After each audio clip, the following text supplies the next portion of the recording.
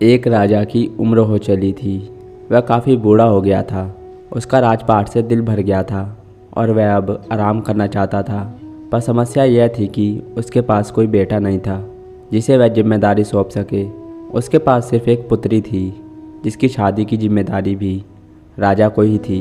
एक दिन राजा ने अपने सारे मंत्रियों को बुलाया और कहा कि कल सुबह जो भी व्यक्ति इस राज्य में सबसे पहले प्रवेश करेगा वही इस राज्य का नया राजा होगा और उसी से मैं मेरी पुत्री का विवाह करूंगा।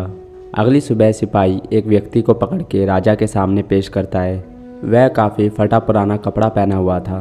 राजा के आदेश से उस व्यक्ति को उस राज्य का राजा बना दिया गया और राजकुमारी से उसकी शादी कर दी गई। वह व्यक्ति काफ़ी समझदार और होशियार निकला। बहुत कम समय में राजपाट से संबंधित सारी चीज़ें सीख ली और पूरे राज्य को अच्छे से चलाने लगा। अब राजा निश्चित हो गया था, उसे राजपाट से कोई मतलब नहीं था। वह अपने राज्य में एक आम नागरिक की तरह जीवन यापन करने लगा। अब नए राजा ने राजमहल में एक ऐसा कमरा बनवाया था जिसकी चाबी वह हर वक्त अपने पास रखता था। वह सप्ताह में एक बार उस कमरे में जाता और 1-1.5 घंटा बिताकर फिर उसे लॉक करके वहाँ से चला जाता। अब राजा की यह बात सेनापति को बड़ी अजीब लगने लगी। वह सोचने लगा कि राज्य का सारा खजाना तो खजांची के पास है, सारे हथियार और सेना की जिम्मेदारी मैंने उठा रखी है, राज्य के सारे जरूरी कागजात मंत्री के पास है। फिर राजा आखिर उस कोठरी में ऐसा क्या रखता है जिसकी जिम्मेदारी उसने खुद उठा रखी है। उससे रहा नहीं गया। आखिर एक दिन उसने राजा से पूछ ही लिया कि महाराज, आपने उस कोठरी में ऐसा क्या रखा है जिसकी जिम्मेदारी आपने खुद उठा रखी है। राजा ने सेनापति को डांटते हुए कहा कि खबरदार, अगर यह बात तुमने दोबारा पूछी तो तुम अपने काम से काम रखो। अब तो सेनापति का शक और भी बढ़ गया। उसने बात मंत्री को बताई और मंत्री ने दरबारी को, और दरबारी से यह बात रानी तक पहुंच गई।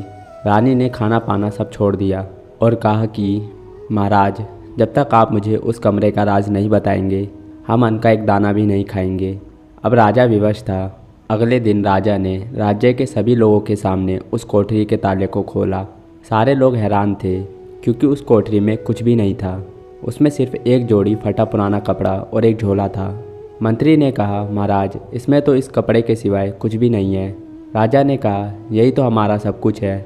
मुझे जब कभी भी इस राज्य का राजा होने का अभिमान होता है तो मैं यहीं चला आता हूँ और घंटों इस फटे पुराने कपड़े को निहारता रहता हूँ। मंत्री ने कहा, महाराज, मैं आपकी बातों को समझा नहीं। राजा ने कहा, मैं हमेशा से राजा नहीं था।